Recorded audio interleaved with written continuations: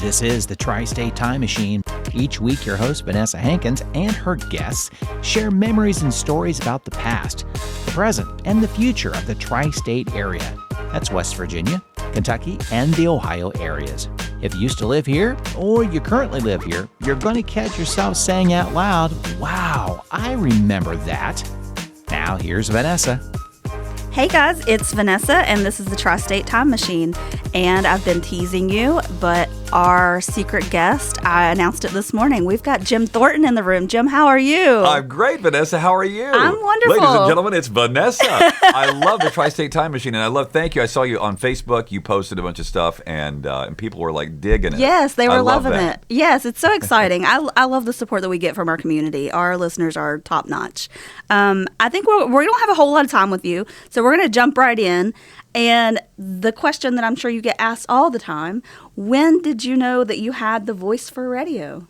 You know, it's funny because it's like chicken or the egg. When I was a little kid, like 5 years old, I first wanted to be, long before my voice changed, obviously, unless I was like Froggy from Little Rascals. Yes. Hey, but I wanted to be on the radio and on the TV. And I remember looking, when I could first read, I would see like narrator, and I didn't really know what that was, but that must be the person who's talking. Yes. And I didn't know that it was scripted, anything like that, because we're far away from Hollywood, and especially then when I was little, back in the 1930s. No, I'm just kidding. But it was a few decades ago. But it was like I just wanted to do it before my voice changed, and I was lucky that my voice did have some resonance to it, and I had the ability to do with my voice what I always heard in my head, which were all kinds of weird voices. I hear voices. I do. I love that, though. I love that. Well, I used to, I would call radio stations like WGNT here in Huntington, and I would do like... This is Cora Beth out here on 9 Mile Road, and I just want to weigh in what I think about the topic that you're having here, the discussion. Or whatever it was. I would be like... I love that this is how you did your pastime. Yeah, and I had a little kid voice, so I couldn't do male voices, but I wanted to do all... And I used to, mimic my friends' parents or my teachers or anybody I heard. So it kind of came naturally to you. Yeah, and so I think that also lent itself to my announcing, that I could...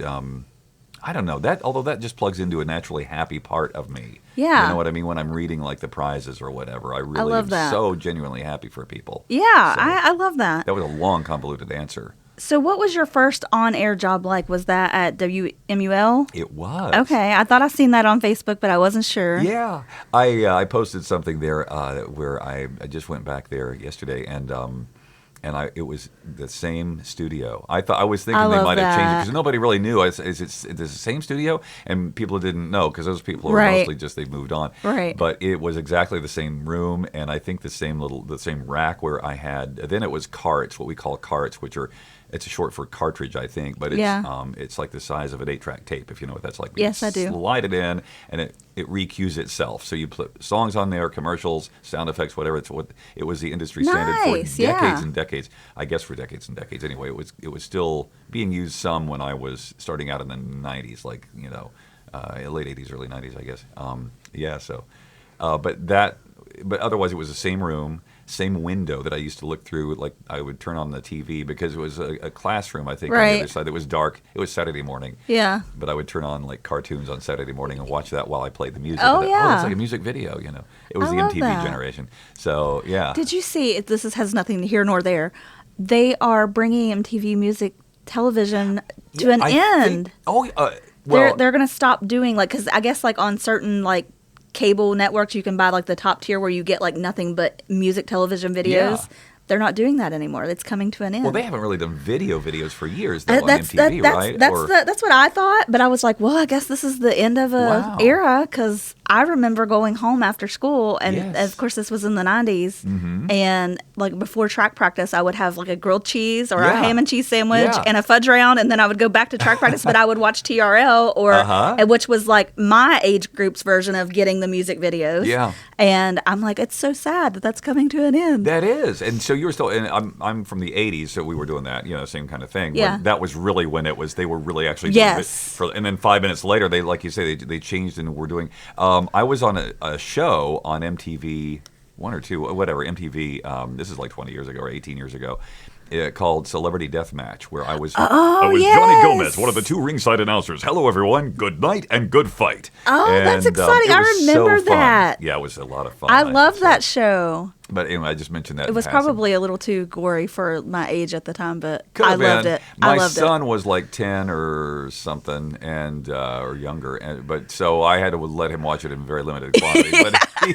But I'm kind of twisted anyway. So I said, Sam, enjoy. Here, have a stogie. Yeah, we are too. We're a little twisted in the family. But it was harmless. But it was with the claymation. It was. I think the blood was just a little much back then. But blood doesn't make me eerie or anything. Yeah. So it was a lot of fun to do. It was. Yeah, I could see that. I could see that being really fun. I had no idea you were on that. Yeah. So a little fun tidbit for everybody.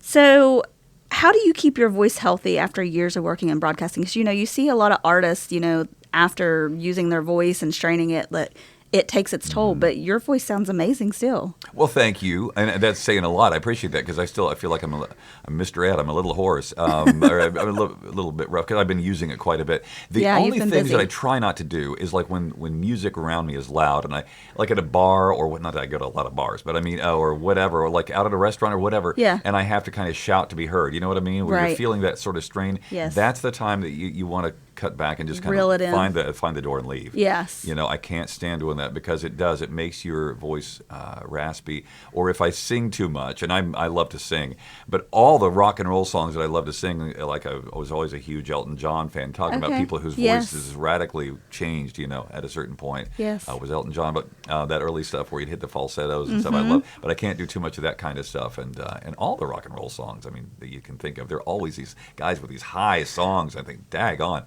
But I got to remember, I'm a bass baritone. Well, and I love like that you bring in rock music. There's something. I was born in '85, so there's something about the kids that were growing up in the 80s and rock music. It was the thing. It was like the anarchy of like screw my parents, without saying That's my generation. When I came of age in the 80s, right around there, just after in '86, I guess I would have really come of age. But I just moved to LA, and you had Flock of Seagulls, you had Aha with that cool video Take on Me. Yes. And but the 80s were great. I love the 70s because I was little, and it's so nostalgic for me. And there were a lot of songs that told stories like Gypsies, Tramps, and Thieves that were and Joy to the World. Jeremiah Was a Bullfrog. We used to sing that. Great one. Tiny. Yes. Yeah, and Gordon Lightfoot. Yes. Those great, wonderful songs that just painted pictures.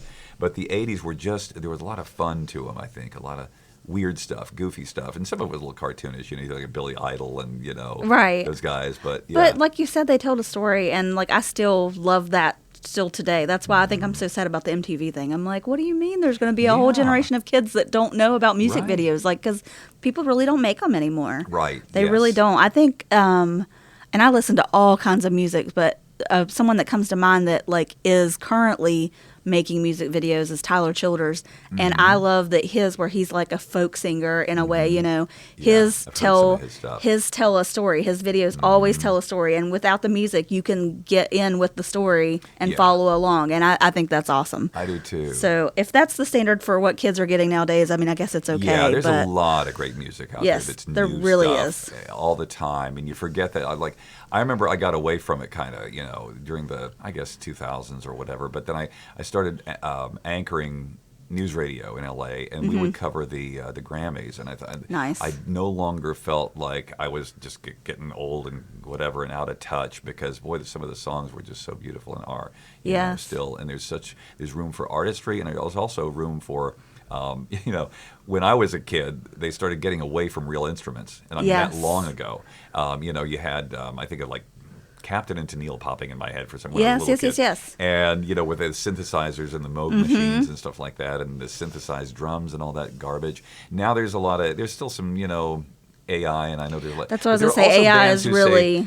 We know that's there, okay, but we've grown up. Yes. We want to use real instruments authentic. And do real stuff. Right. I love that there's that spirit still alive. Right. So you talked about working on some of the award shows and things like that on your radio station. What is the big difference between working radio and now TV announcing? Do you prefer one over the other? They're just different gigs. They're just different. They're really totally different. The news radio, you're telling a story to somebody. You're talking about, whatever happened during the day. You're really into it. You're focused on it. You're telling one person sitting next to you in the car, here's what happened today. Yes. And you try not to get too announcery, whatever it is. Right. But you're telling that person in a one-to-one voice. That's the beauty of it. It's a wonderful storytelling medium. Here's something that I care about, and here's why you should care about it, because this happened today. And you're really connecting with the copy. But you always do that. That's just kind of rule number one. When somebody's disconnected from the copy, you're going to hear that. Yes, it absolutely. may not stand out in your head because you're listening to the news, and it's supposed to be the news. But that's where it's kind of analogous to the announcing on TV. Difference is I'm really happy because I'm talking to you, one person. You're only talking to one person when you're reading. That's rule number one in voiceover or whatever you're doing. Acting, same kind of deal. Yeah. You're talking to that one person and listening to them. And when I'm connecting with the copy or when I'm reading copy, it's like I just opened this up. There's no microphone on. I don't care about the microphone. Right. I'm talking to you. I can't believe you won this trip. Yes. You're going to Hawaii. And I'm so excited for you, and that becomes habit after a while, so you don't have to think about it, put it on. But when I was first getting started, I think, okay, what do I do with this? How do I plug into that happy place, which I knew was there? I could do it in the shower. I could do it on the way home, where you get that big smile. Yes. But there was a little nerves or something in the beginning, and it took me a while to find my feet. Yeah. I'm absolutely sure because, I can't imagine how many people are in y'all's audience, in the actual recording. It's like the audience is less than 200. It's not as big as I thought. It's like I want to say 175. But that's still pretty big. If you mess up your words, jumble them, get crossed, So that's that would make me nervous. For the studio audience, just the studio audience in itself would make me nervous. There's so much happening that if I do make a fluff, they don't even really notice it, and I don't really make a big, usually make a great big. You just have to gaffe. keep it going, keep it moving. It's usually just a little mispronunciation or something like that I make, and we just do it later. Yeah. But I don't usually mess up because I do it so much. I rehearse it, and I'm just. The more you try, or the more you are listening to how you're saying things, the worse it is. I agree. So if you got to disconnect yourself from that, it's easier said than done. You know what I mean? It really is, because I sat in here.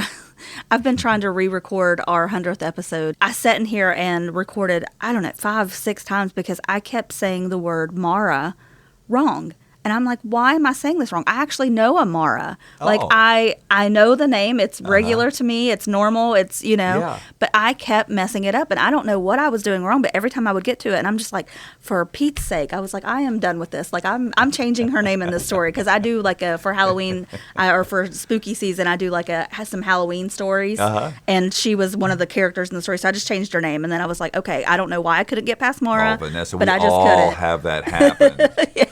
All of us. You know what I do? I'll write it out of my copy. I write the pronouncer. There's room sometimes because they kind of double space things usually in my copy. Nice. It's big font, But I'll put it whatever the name of the place is, especially foreign names. And I'm good with a lot of languages, but some of them Icelandic or whatever. I have to say these things and like Iguazu Falls or whatever it is, and with where the pronunciation or the accent mark goes. But and I write the little pronouncer and I scratch out the original word altogether. Yes. But that helps me. But we all do that. Yes. We all do that. It's normal. And then when you do it once, I remember writing a paper in school. When you writing it out, and sometimes we had to write it in cursive. And oh my gosh, we did rough draft after rough draft back in the day. But you make the same mistake again and again because you did it once, and it makes a pathway for your neurons. Absolutely, I guess, right? Absolutely. Weird. So let's talk a little bit about Wheel of Fortune. What's it like working? And I'm sure you get asked this a lot with not only Pat and Vanna, but also of course Ryan now. Yeah. So what are their personalities like, and how much do you love that? Oh, it's great. It's great. I mean, Pat was honestly there was a lot of reverence there, I guess, or just I wasn't intimidated necessarily, but I mean, I was in high school when he and Vanna started doing the show, and so I had viewed it from afar, and I came to, and so some years later when I was, in my 40s, I got this gig, and wow, gee, Look at me hanging out with these celebrities. And so, but Pat is so witty and fun, and really he's so nice, he seems like he would be very nice. Yeah, he was always busy or doing things, it seemed like. around, so it's not like we hung out together. You Right. know, he just does his own thing. It's okay. Yeah. And Ryan feels like because he spent so many years in radio, just like I did in L.A. Yeah. And we live it, we breathe it. We wanted to do it since we were both little kids. He's a little younger than I am, but I feel more like we're just colleagues, we're Yes. just peers, we're just buddies, For and that's sure. such a wonderful thing, you know, honestly. And Pat was like my uncle, and then, you know, he's Yeah. like my little brother or my Yes. brother, and it's just kind of the way we're wired for whatever reason. So, you know, fun little And tidbit. Vanna's like a big sister. Well, to I was me, going you to say, know? fun little tidbit about Vanna. My grandfather named me Vanessa after Vanna because he said Oh, she was the most wow. beautiful woman that he had ever seen. Oh, so, that's So that's how I great. got my name. Oh, I is a didn't spin-off know of that. Vanna. You buried Yeah. the lead. You should have told me that up front. That's sweet. Vanna would love to hear that. Yeah, so That's he adorable. worshipped the ground she walked on. You did not talk when the wheel came on, Oh, and the that's wheel great. in our house we call it the big wheel because that's what my little girl always called it when she was little. When we watch it, she's like, "Is it time for the big wheel? It's time for the big wheel. Sit That's down." adorable. And we love, and we hear those kinds of stories Yeah. at Wheel. And, you know, parents, there was, one of the, it brings tears to my eyes. There was a mom, and she brought her 25-year-old son, I think it was. And she said, you know, he was on the autism spectrum somehow, but such a sweet kid. And she said, you know, he didn't speak until he was 5. And watching Wheel of Fortune is what triggered Brought that out something of in him him. in a good way, Yes. and brought that out. We have a lot of people on the autism spectrum who their parents say they just love this show. Yes. Something about the movement and maybe it's the I don't know, the organization of the lights and colors. Yeah. I I am could see always that. so intrigued by people who are autistic and you know, because they're geniuses. So, you know, Yes. there's a guy who writes the show. And he put together this whole Wheel of Fortune thing. He's extremely details oriented too. You see it in his writing. He writes like he's a college professor, and he's like 26. Oh, wow. They're such fascinating people. They really are. They You know? they bring so much to the table that I don't. And I see this every day. Like I see it at Safety Town every day. And not to discredit teachers, but you know, usually when they come, they're like, "Oh, you know, we have a kid that's on the spectrum. We don't know if they're going to be able to drive." Blah blah blah blah.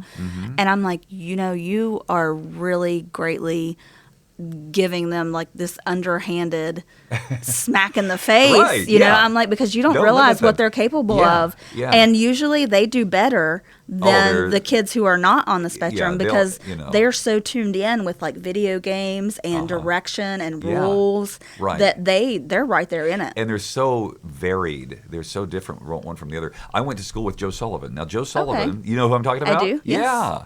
And at Huntington High School. And I think he was older than all of us kids. He may have been like 21 or something, or older than us by a few years, but he was still going to Huntington High for some kinds of special classes and all that. And autism awareness was becoming more of a thing. Back then. That was in the 80s. So, but he was the one for whom Rain Man Yes. was based on largely Dustin Hoffman's character. And as we now know, Dustin Hoffman famously, quietly slipped into town, went to Guyandotte, Yes. and stayed at Joe's house, which is still there. And I think the mom either moved or I think, yes. maybe passed away. Yes, I don't think know. she did. But yeah, neat guy. And he was the kind of guy who you could say, okay, Joe, what's 3,572 times 26,193? And he would tell you, boom. Boom. You know, No time passed. Yep. fascinating. Very, very, very, very. So do you have a favorite episode or contestant moment that stands out in your head? Well, yeah. I mean, probably some of the same ones that other people have. I mean, the $1 million winners are just over the moon. Yes. The $100,000 winners. But some of those cool solves and the ones, and honestly, because I'm there, I don't want to say it goes in one ear and out the other, but I tend to forget by the time they air Right. what happened, because every day there's some kind of gem that Right, happens. right. And so like Greek mythological hero Achilles, the poor kid from Indiana University, Yes. he was like 22, but he didn't know Achilles, you know. Yes. But then he wound up winning the bonus round. So Yes. and he laughed it off even then. God, you love that kind of spirit in people too, when they can Right. take losses. You know what? I'm having fun. Thanks, Pat. Thanks, Ryan. Yes. Well, We're and that's doing the it. big thing. We were actually having this conversation last night at my daughter's volleyball game. The team we were playing were not that good, but when they would score, like their enthusiasm and Yeah. like some of the parents were like, "Gosh, like why are they getting so excited? They're losing." And I'm like, "They're so excited that they did a good play," or Yes. you know. And I was like, "I love it." Like I was clapping for the other team, and people are looking at me like I'm crazy on our bleachers, you know. And I'm like, I just love I love people's happiness. So I like do I could too. see being in your position, like I would eat it up, I'm sure. Yeah, because you also realize, and it's this way too for being the homecoming grand marshal. To me, I feel like I am kind of a lightning rod. I'm living everybody's experience through this moment, and not like I'm just here, little people, Yes. let's live this together. But it's more like, yeah, let's bring it on. Yes. Let's all share in this fun together. And because I feel like I'm every person, in Yes. Huntington and the tri-state area, and every Marshall alum, we're all kind of in this together, and I just kind of get to experience what you would do if you could be me. Yeah, and absolutely. just enjoy this wonderful And what a love. time to be the Grand Marshal for Marshall. I know. Like, what a time. Like, we're doing fantastic Yeah, things and at the Marshall. football team is rocking. They really are. They are. Ryan was giving me a little bit of an elbow about the UGA game. And those guys are huge. They are. They're massive. But our players are just absolutely. They were steam coming out of their ears and out of their noses, like Marco the Bison. Yes. But really, they just bring it on. I know they're going to bring it on against Texas State. So Absolutely, they're gonna all do excited about that. fantastic. Yes. So we've already kind of talked about your favorite parts of the show and things like that. So let's talk a little bit more about your childhood here. What schools did you attend, and what are some of your biggest memories from your school days? We had to bring up my childhood again. It was great. I went to Camac Elementary and Junior High, and then I went to Huntington High School. That was my schooling. And those years at Camac were, I loved them. I just, or I look back on it, and I think, what a great, wonderful little time to be a little kid, in the 70s, and so that was great. I grew up on Memorial Park Drive, which is up above the Memorial Arch. Yes. And our house is still there. My dad remodeled, changed everything right after my mom died. Around the time she died, he put a bigger upper story on it, but it's still there and everything. I've met the people who are owners now. They're great people. That's nice. It's always nice to go back home. I just knocked on their door. Hey, you don't know me, but can I check out your house? Thank you. Yeah, they're really good people, and the neighborhood's still just good people there, like I say. But I was a little woods kid. I was a nature boy. I was always out in the woods. And I'd be, I was fascinated by plants and still am. My son is too, especially things you could eat, like anise and ginger, things that grew a little bit. Dutchman's breeches that would bloom in the springtime there around the hill from us. Nice. And all that. And growing up, so I caught crawdads in Fort Pole Creek. I went hunting and fishing with my dad, and it was always just outdoors. I wasn't so much the sportsy kind of kid, really. I was athletic, but more like I was a strong kid, like type, climbing trees and doing stuff. And So when you come home, where's the first place you stop and eat? Oh, well, I mean, Stewart's quite often. I'm a little more partial to Frost Top because I love that frosty mug. Yes. But to me, I could eat a Midway or Hillbilly hot dogs and be just as happy. Yes. But there's Jim's, of course, clearly. Yes. I mean, Jim's. I love Jim's, and growing up, and I love what Vicky's done over there too. Yes. She expanded the. Yes. Which, by the way, dovetails into what I'm doing tonight. Now, when will this be heard? In a couple days. Okay, so it will have happened already. It will have already but happened. I'm really excited about Meet Jim at Jim's. Yes, that we're doing, how fun and to let catchy. you know how it came out. Yes. But that's going to be, if I don't, so I'm wearing a white shirt, which is a big mistake. I get For spaghetti. spaghetti. Sauce on it. But Jim's, but I love all that. We have so many good restaurants. We really do. And we have a lot of places that ship food out to people who have moved away now. Like Stewart's, for example. They will. That's true, they will. Yes. There's another place I'll give a shameless plug to, and that is in Proctorville, Cattimali's. Oh, I know the people over there. You like Cattimali's? Yeah. Wonderful, like Italian food pizza. So Yeah. they have wood fire pizza. So it's Cattimali's on Route 7, just off the bridge there. Yes. So just slightly upriver, as I say. But, So I'm glad that you did that little plug because we don't have a whole lot of stories that come from over in Ohio, which is funny to me because I'm in Ohio, like that's where I graduated high school, Chesapeake High School. Yeah. So like I've been like begging like people from my class and stuff like that, come on the podcast, talk about what life is like now for you as an adult still living there, because all I have is Huntington. Cause why would there be a barrier, just because the right. river? But Chesapeake's beautiful. My aunt, my dad's sister, Adele Thornton Lewis, passed away a few years ago, but and she was a brilliant artist. She's the one who did that backdrop, the Huntington picture that hangs on a lot of walls or when you walk into buildings or whatever. It's got the skyline of Huntington. Yes. But she had a place up there in Chesapeake above the River. You can see it from Huntington very easily. It kind of looks like an A-frame, but that's where she. I know what house you're talking about. Yeah, beautiful place. Beautiful home. And so on the gate it said. Back then it said from a distance because her thinking was. I know exactly what house you're talking about. Yeah. I've always loved it when I was a kid. I was always like, I wonder what's the story because where the gate was there. Yeah. Mm-hmm. Well, that's cool. Yeah. Are there any people or teachers from your Huntington days that really influenced you to who you are today? Yeah. Oh, yeah. I mean, my favorite teachers at Camac were Christy Groves. She taught 3rd grade, and Neil Harper.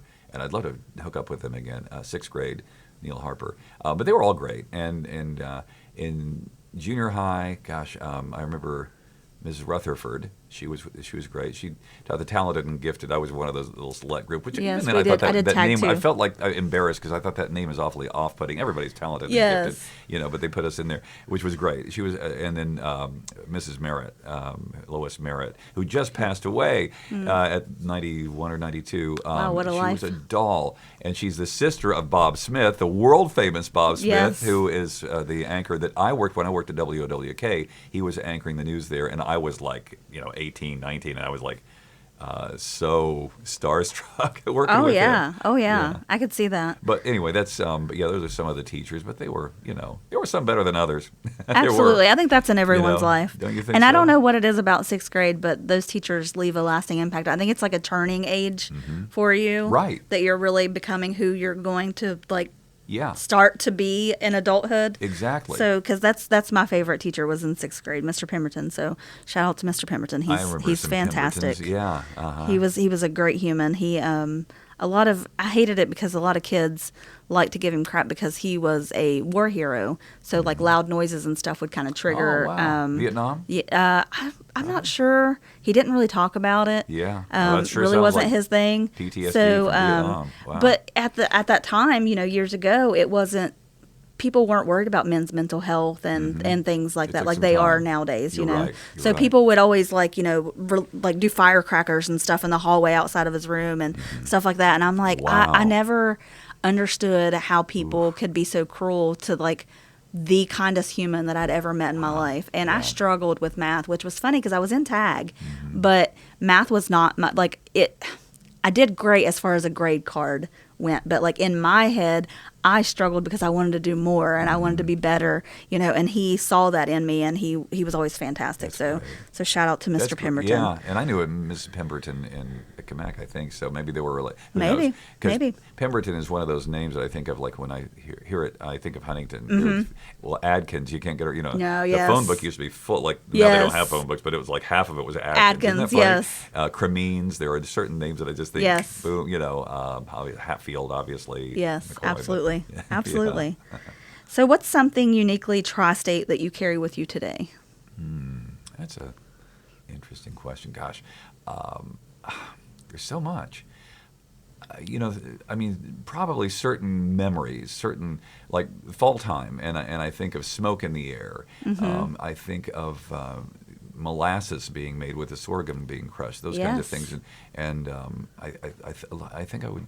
Things that you experience here in Appalachia. Spring and fall, right. And the smell of leaves under your feet, dry leaves, as you walk through the woods. And even, I don't know, some of the smells of some of the chemical smells that used to come from various places. I agree, yes. In the morning, like in the snow. And the smell of honeysuckle on a summer morning when I used to wake up early in the summer and I was so excited and I would go and eat the little honey, pull the little nectar things out, the little tentacles or whatever they're called. Right, it's those kinds of things I think to me that always just are so evocative of Huntington. Of course the people are great too, but those kinds of smells, the sensory sorts of things. Yes, absolutely. Bring me back here. So if someone listening today is from a small town like Huntington and they're dreaming big, what would be your advice to them to kind of take that leap and make it happen? I would say go for it. But it's not as simple as that. I would say whatever you're trying to do, think about yourself as a product like Coca-Cola. You don't want it to be the new Coke. You want it to be Coca-Cola that people know, recognize, they want it, and make your product as good as it possibly can be. Whatever it takes to do that, For some people, they want to be a neuroscientist. Yeah. Look at what other neuroscientists have done in their field and aim for the top of that. Absolutely. Or if you want to be an actor, to take a look at who you are, a really honest look at how you can become that Coca-Cola or that whatever your favorite drink is, Sprite, Mountain Dew, whatever. And you're a product. Yeah. And then take that and then keep making it better. Constantly improve yourself. And then, don't get out of your comfort zone. That's what I was going to say. I think a lot of it is getting out of that comfort zone and do it in a comfortable way. The You same don't old, have same to old. leap off like I went 3,000 miles away. That was crazy. At 19. At I 19, knew nothing. yeah. I didn't know how homesick I would be, for one thing, but that would be kind of my advice. Yeah. I always point that Mark Twain attribution out, and nobody really knows if he said it or not, but it was 20 years ago. You'll regret more the things that you didn't do than the ones you did do. Yes. Cast off the bow lines, catch the trade winds in your sails, sail away from safe harbor. That's the crystalline line. And then it's something like dream, explore, discover. Yes, absolutely. So, what is your favorite thing to do when you're not working? Oh. Is it still going out in the woods? Yeah, we have a little hobby farm where my wife and son are. It's just a piece of property, and I get up there and work, and I kind of keeps me in shape. But I put up fences. I'll put up dig trenches, all kinds of stuff. That sort of thing, and there's always something to do out there. Right. And usually it's something that gets me quite winded or something that's quite heavy. And I had a hernia 2 years ago to show for it. I was lifting up these. Putting in work on the farm. I was setting fence posts, but I used, instead of just fence posts, I was putting up gate posts, and I used railroad ties. Those are not light. No, they're to look not. by yourself, good and bad. So but I'm good to go now. But it keeps me in great shape. And Yeah. so I feel like I'm in my 20s still. Absolutely, that's awesome. So, what's a hobby or interest that most people don't know you have? Do you think it would be working on your farm? Yeah, sure. I think so. I paint and draw, and I'd like to get back into that again a little more, but that's kind of seems like a passé kind of, anachronism, something that's not done as much anymore. But I always painted and drew, and used to sing a lot more than I do now. But I think painting and drawing would be fun to do. Watercolors. I come from an artistic family. Like I say, my aunt was an artist, and so was my grandmother, her mother, my dad's mom. And so, well, it's nice that you have that characteristic to carry with you that you got from them. That's awesome. Fun to do that. Yeah. Well, so if Wheel of Fortune ever did a Tri-State Week, what do you think it would look like? Oh, wow. A Tri-State Week. y'alls. Oh, gosh. I think of the landmarks, obviously. We would put up, the West Virginia State Capitol building. Yes. Is it still the tallest building in West Virginia? I Like don't- 220 I think it is. I think it is. Okay, yeah. We'll get our statistician Yes. on top of that, our fact checker. But it's such a beautiful building. Oh, my Lord. It really is. We'd have pictures of the Kanawha Valley and other places. FMC, I don't know. We'd have the Ohio River, the bridge down there close to my house, the East Yes. End, the 31st Street Bridge, Yeah. 6th Street Bridge, Camden Park. The oh set gosh, would be so fun. I don't The know, set would but be so yeah, fun. we'd do like a day at Yes. Camden Park, right? Yes. How And fun would that be? I brought my son back there, and I don't know when the last time you was, but I know we're there. But I know a lot of people go back there. It's still a lot of the My same daughter rides. she's 13 and she loves Camden Park. Like, Does she? She loves it like I loved it when I was a kid. Yeah. And she's not like, she doesn't get in on the jokes of like, if the Big Dipper's still standing, you can too, all that. She's like, why do people say that? It's the funnest ride there is. And I'm like, you're right, Because girl. it's 120 years old. Exactly. Yeah. My dad rode that thing, and so yeah, it's. But I think that there's obviously those landmarks and those institutions that we would talk about, and just we'd hang out with the contestants, people who would make it on the show. I'm picturing Vanna with instead of Mickey ears, like when you go to Disney, I'm picturing her with like corn dogs for the. Oh yeah, I thought you were going to say Mothman or something. Or right? Mothman, something like Ryan that. could dress up as a Mothman. Yeah. But yeah, we have so many things that are so cool about this area.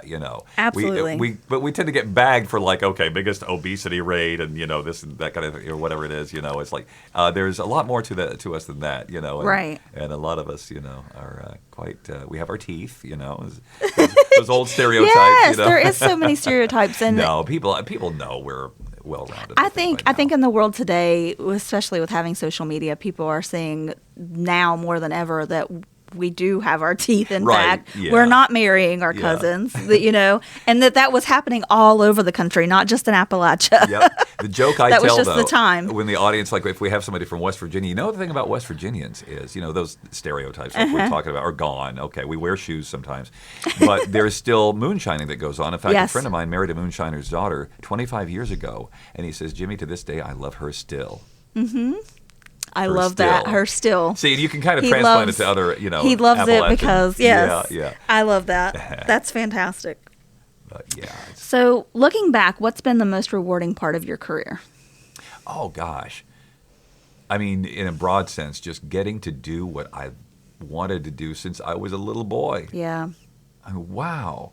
And then not only that, but having it turn out to be what I had hoped it would be. Yeah. I think, or envisioned more or less. Because a lot of people get into something that they think they're going to love, and it's not quite what they envisioned. They want to be whatever it is. As a little kid, they play doctor, yeah, or whatever absolutely. it is. And it's a lot of work. Or they want to teach. They want to be a teacher. They find out, oh, this just sucks. Yes. But I'm just so, and it's such a privilege to get to be that person who is sitting in the chair for everybody else. Yeah. I'm just, wow, listen to this, you guys. Yes. That's how I feel when I'm doing it. So it's just wonderful. Well, that's exciting. I hope that wasn't too much of a platitude type answer. No. I love it because it is what it is. It's the truth, and you are thankful and you're grateful for the experience. And I never each time. I never take a second of it for granted because I know where I came from and how I didn't grow up in a big fancy household. We were fine. We were well off, or whatever. But it was so far away from Hollywood and from L.A. I just never take a second of it for granted at all. Yeah. And having starved when I first got off the I'm sure, yes. In L.A., like anybody else, 19 years old. So what advice, if any, that you would change, would you give your younger self when you were just starting out?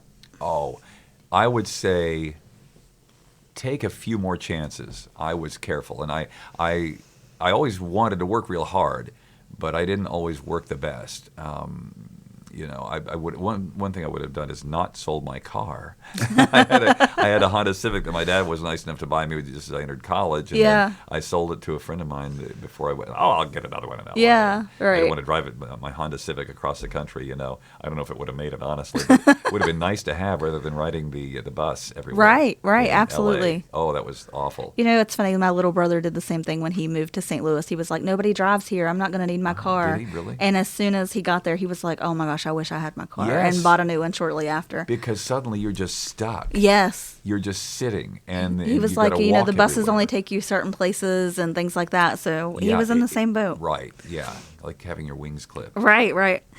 How do you define success now compared to when you were younger? Well, I would say if you are fulfilling some kind of purpose, and that's success. Especially if you're creating something that'll live on after you are gone, it's a wonderful thing. And just, if you have a roof over your head and meals on the table, that's really success. I agree. It really is. No matter what you're doing in life. I agree. And everything fascinates me that people do, that they make, whether they're welding, carpentry. I loved when you talk about hobbies. I love building stuff, with my hands, and like I built my son's tree house, and nice. And I just built a nice ramp for my dad's new wife to get up, easily to walk up and stuff to my house, and those kinds of things.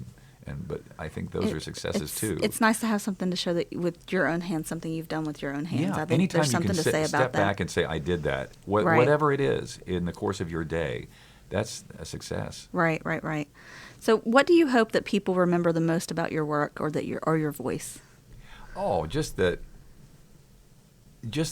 I was happy, that I made them feel happy is great, but that I brought some happiness to them. That's a huge treasure. There's no doubt in my mind that people feel and get that joy that you bring to the table with your voice. So I don't doubt that at all. I'm so happy. So we're going to do a lightning round just for fun. Okay. All right. So time now for the lightning round. Yes, time for the lightning round. Now I don't have the voice, but what's the last TV show that you binge watched? Oh, gosh. Oh, it would go back. I'm trying to think now. Probably something with my wife. You know what? Ghosts? Is it that Ghosts show? Yes. Yeah, that was hilarious. Yes, that was hilarious. And it may still be in production. I don't know, but I think it's on Netflix. Yes. I got into a zone where I was watching 8 is Enough recently, but I think Ghosts. Okay. But sometimes I'll go back and watch. Wow, I haven't seen this show since I was a little kid. You know. Right. Sweet or savory? Oh, savory. Ooh, good one. It would have been sweet when I was a kid. I get that. It changes a lot. Right? Dogs or cats? Yes. Dogs. Dogs. Total Yes. dogs, yeah. Yeah, that would be my answer too. Yes, both. Yeah. Coffee or tea? Oh, coffee. If you could have anyone's voice for a day, whose would it be? Katharine Hepburn. I don't know. Ooh. I was going to say, what a random. The loons, Norman. Hello, the loons. You're poop. Yeah, I don't know. If I could have anyway, I am. That is a hard it's one. okay to uniquely appreciate your own and not want someone else's voice. Yeah, I'm pretty happy with this one. It served you well. Gosh, I mean, the lead singer of Boston, let's say, something like that, but Yeah. voice like that, or Freddie Mercury. It's not Freddie Mercury. I'm sorry, I'm not doing very No, good. It's you're not exactly a fine. lightning answer. Freddie Mercury. Good answer. Oh, that's a great answer. Brilliant. He could hit those super high notes, but he played his instrument so perfectly. Yes. You listen to it with the flourishes. Yes. Wow. Absolutely, I agree. Finish this sentence. You know you're from Huntington when? You put slaw on a dog. Yes, that's the perfect answer. Although I'm not a big fan of the slaw dog, I can eat him. So just for fun, can you give us your best radio voice introduction to the Tri-State Time Machine? Sure. Ladies and gentlemen, this is the Tri-State Time Machine with Vanessa. I love it. I love it. That was kinda put on. I might need to change my intro now. All right, Jim, thank you so much for taking the time to join us here at Tri-State Time Machine. It's always exciting and gives hope to everyone in our area that, you can make it big if you want to. Absolutely. So that's exciting. We love to see people from our area make an impact beyond it. And of course, next time we're watching the Wheel of Fortune, we'll listen in a little bit more closely. Yes. And we want to thank you for keeping a piece of Huntington on primetime TV every night. Oh, thank you. It's You're my welcome. privilege. Big thanks to our editors over at Circle 270 Media out of Columbus. And guys, we are out of here. Woo. Thanks for listening to the Tri-State Time Machine. If you have a memory you want Vanessa to talk more about, just send her an email at tstm@mail.com or post a comment on the Tri-State Time Machine Facebook page. Did you like the episode? Be sure to share it with friends and family. It's the only way we can continue this fun work that we do. You can find a link in the show notes that you can use to share it.